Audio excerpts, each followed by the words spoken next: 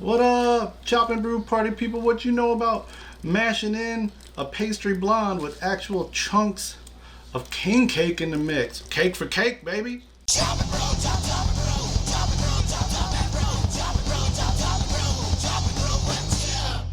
Hello, everyone, and welcome to Chop and Brew. I am Chip Walton. This episode is very special, and it's not just because I'm wearing the same sweatshirt that I wore in the Brew Day footage from more than a year ago. No, not at all. For other reasons. First off, because it is part of our 4-part Mardi Gras Madness miniseries. Fittingly so, as this episode showcases my King Cake Spiced Pastry Ale, a smallish beer with big-ish dreams of carnival flavors of actual king cakes in the mash, plus cinnamon, citrus zest, and cashmere hops in the boil.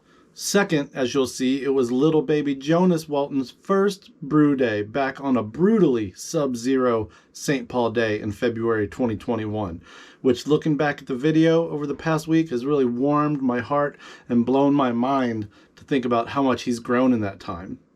Third, there are some funny / not so funny PSA type moments, like when I almost get messed up by some hot brew in a bag Wort, but I'm saved by this exact sweatshirt.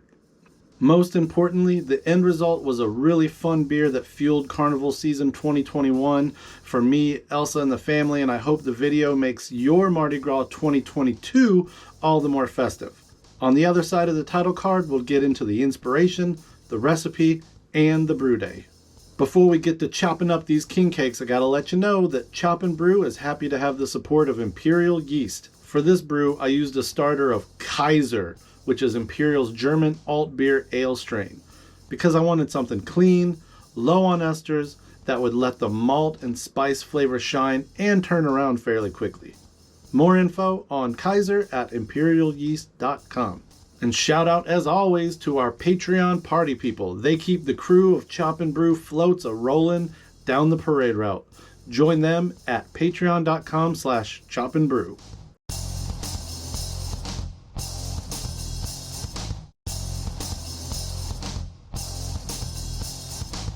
Okay, so I want to set the scene real quick before we get into the brew day shenanigans. Fans of the show might remember 5 or 6 years ago I brewed a king cake ale.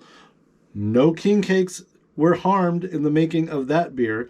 It was basically an English golden ale with some oats, cinnamon, lemon peel, and lemon drop hops as kind of a nod to the flavors of king cake. Again, no actual king cakes. However, last year, our bread delivery service Break Bread was offering these delicious mini king cakes during Carnival season, and Elsa and I bought a lot of them over the course of a month, which got me thinking, what if I brewed King Cake Ale 2.0 with actual king cakes in the mash? I mean, why not? Brewers are mashing everything from breakfast cereal to whole chocolate cakes at this point. Looking at the ingredients of Break Bread's king cakes, I found brown sugar, cinnamon, nutmeg, orange peel, so I concocted a plan for something like a pastry stout meets a blonde or pale ale, a spiced pastry ale, if you will. This made a lot of sense on paper. The grist was mainly Franco-Belgio pills with a bit of aromatic malt and a pound of flaked oats that I'd roast to a perfect cookie-smelling toast level in the oven. Into the mash would also go 4 chopped up mini king cakes, colorful sugar, cinnamon, all those good ingredients, all into the mash. Cinnamon sticks boiled for an hour, inspired by Great Lakes Brewing Company and their iconic Christmas ale. Add hops at 60 minutes and 5 minutes. Cashmere hops from front to back for a bit of that bonus lemon lime citrus flavor. Also at 5 minutes, throw in an aromatic blend of dried Spanish orange peel and fresh zest from Florida Honeybell oranges. Round all that off with some lactose, and we had a game plan. I'll post the recipe, or rather the suggested roadmap for the brew at chopandbrew.com/recipes. Here's a little tip, since it's negative 33 degrees outside today with the wind chill. It's pretty cold inside our house as well. But thankfully, because of the light underneath our microwave, at its high and low setting. We can keep an ambient temp in here of about 100 with it on high, or maybe like 90, and about 80 on low. So I have it on high, and I got my malt in here so it doesn't do some crazy temperature shock as soon as it hits the mash water on the stove. Chips tips. All right, here we go.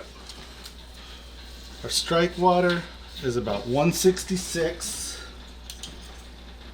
Clamp, clamp, clamp. In goes our 6.5 pounds of Franco-Belgian pills.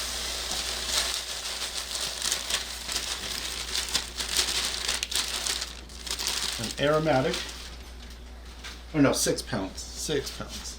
1 pound of flaked oats, toasted. Yeah. Oh, of course. I should have taken the king cake out before I set the camera up.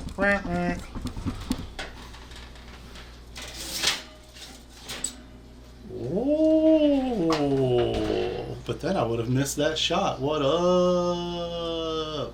And last but not least, 4 little mini king cakes chopped up into itty bitty bits. Let the good times roll. Let's mash it in, y'all. Let's mash it in. Woohoo! Oh, look at that. They're not really falling apart quite as quickly as I thought, but you can see they're soaking it up, man. They're soaking it up. It's gonna bust up. We gonna get them. We gonna get them. I guess I could have cut them up way smaller, actually. We'll see. We'll see what happens. I bet over the time of the mash, they'll mash up, and we'll get in here and we'll stir it a couple of times to make sure they get nice and obliterated. Burp. Y'all know about eating that king cake. Oh, this is just about perfect. I could be a little higher. I was aiming for like 158 or 6 because this mash tun or this kettle loses heat so quickly. I figured we'd start really high. But I'm gonna let this roll, and if I need to, I'll add a little heat in about 15 minutes. But so here we go, 155, 1 hour, mashing them cake grains.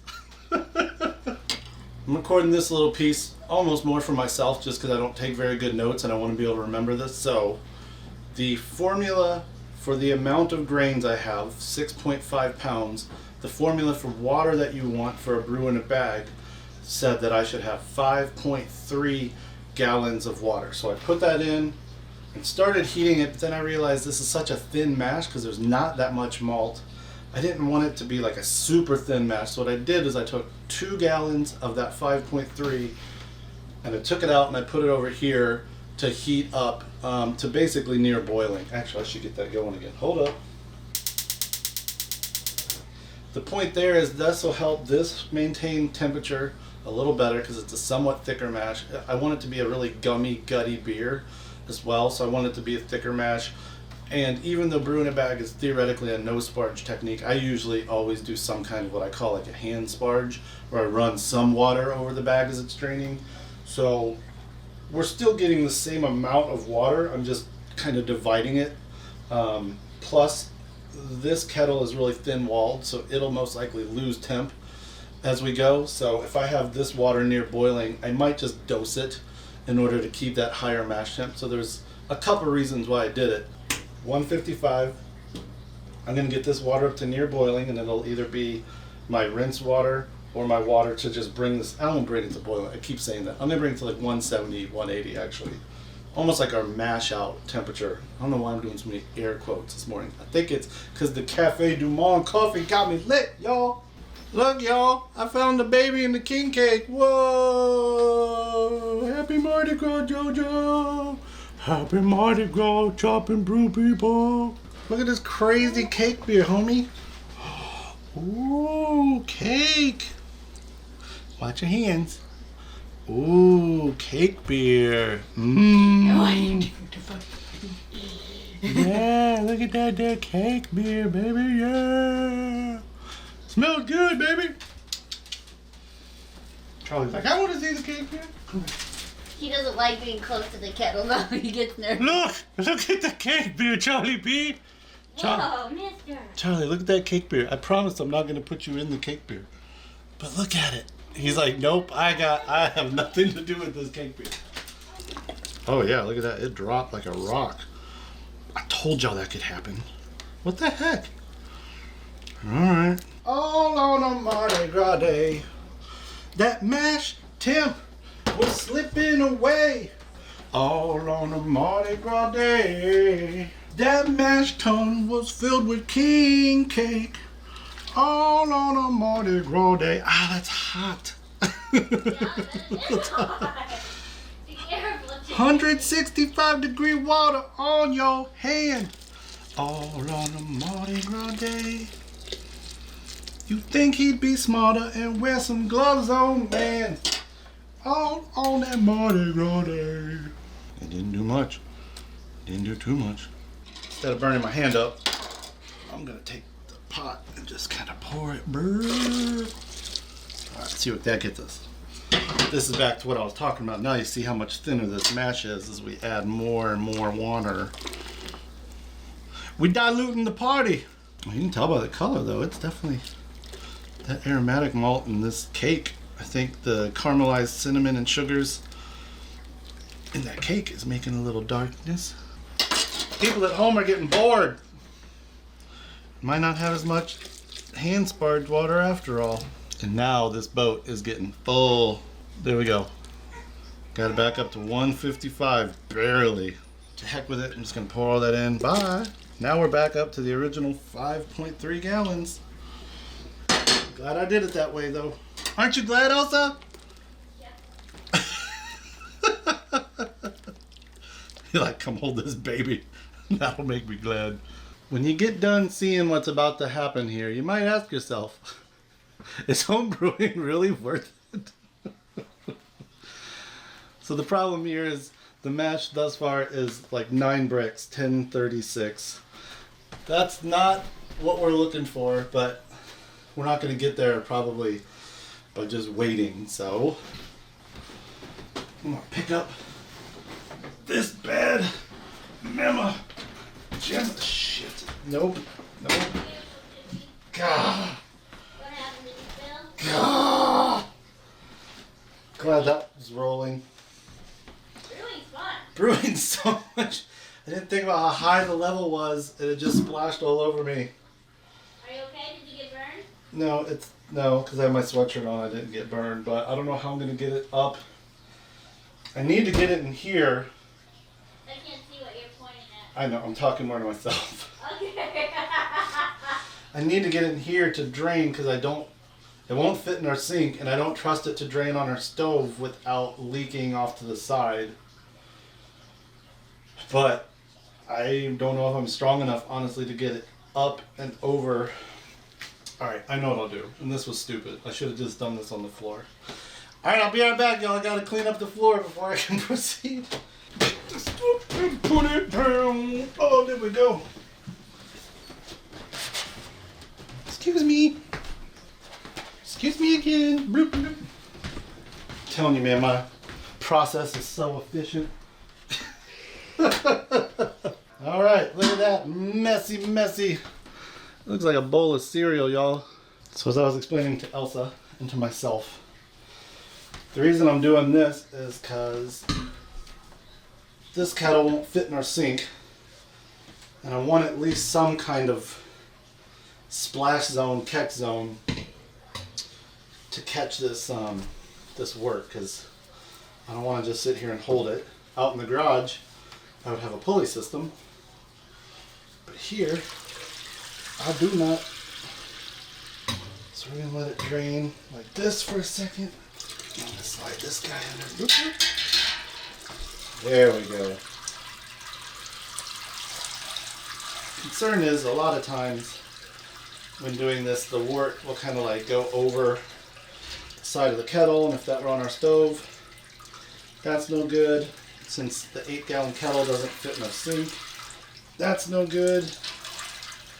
Should really be wearing gloves while I do this part, but whatever. You burned yourself when the wort came out. All on a Mardi Gras day. This tub is actually I had this idea while giving Jonas a bottle at like 1:30 this morning. I was like, how am I going to get that 8-gallon kettle over to the sink? And then I was like, I'm not. I'm going to use that tub. This is actually a good idea. It sucks that people had to like watch me think it out in real time and burn myself, but this can be part of the process.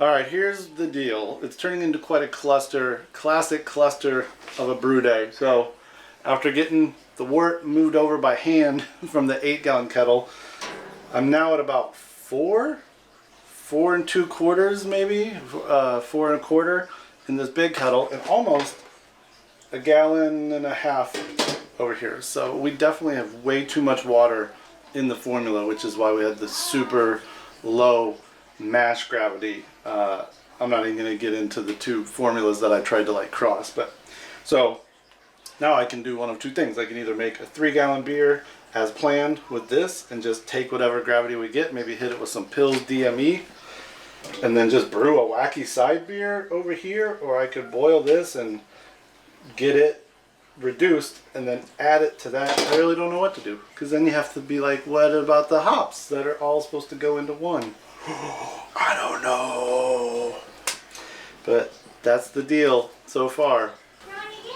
So I just confirmed that the gravity is 1036 in both of these. So, I mean, for thinking that this beer was going to be like a 1070, 1068, 1070 starting gravity, we either have a ton of boiling to do, or just kind of like think about less hops and not make as big a beer and get what we get.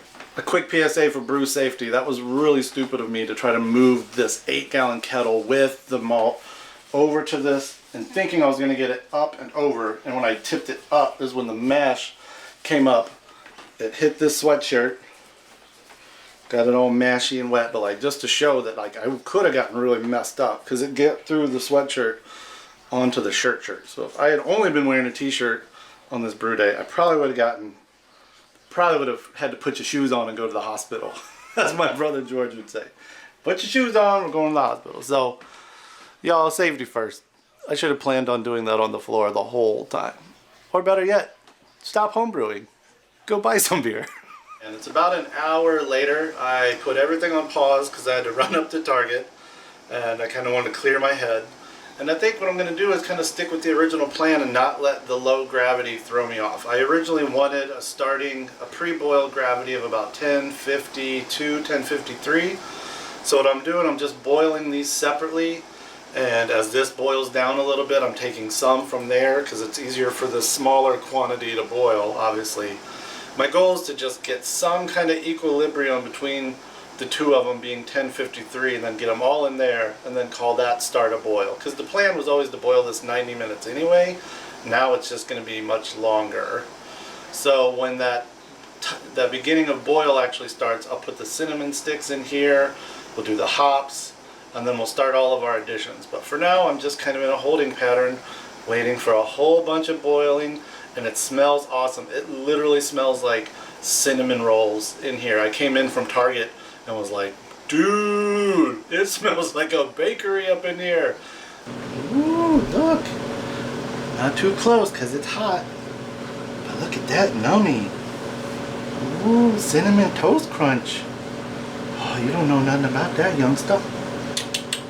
One day, 14 bricks. Can you see it?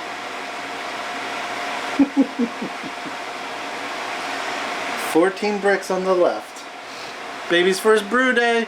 Baby's first brew day. Oh yeah, yeah. He's making that king cake ale for the people. Now that it's cooled off, it might even go up a little more, but it's 11. So, in a half hour of boiling, the small kettle went from 13 bricks to 14 bricks, and the larger one went from 10.5 to 11, which makes sense because it's twice as much liquid. It's all science. Why are you trying to show the people the back of your head? What about the front part? The front part's pretty cute. We just need to get this one a little bit higher and this one just a little bit higher, and then we'll blend them together and they should be about 13. Actually, if I blended them right now, I think we'd be pretty dang close. So as soon as Elsa comes down and I can get Jonas somewhere safe that's not around all this boiling liquid, I'm gonna do that. We got Jonas hooked up somewhere safe with a bunch of fun stuff to play with. And now we're gonna blend these two worts and see what the heck happens.